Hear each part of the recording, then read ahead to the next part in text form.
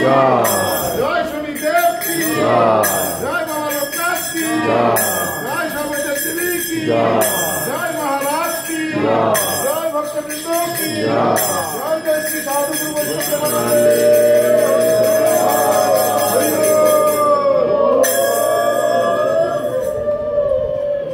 ভক্তরা, আগামীকাল মহাপ্রভুর আরতির সময় সকাল 8:30 এর বাইরে 1 মিনিটও যাবে না। হঠাৎ দেখি 10 মিনিট দেরি হয়ে যাবে, এটা আলাদা কথা।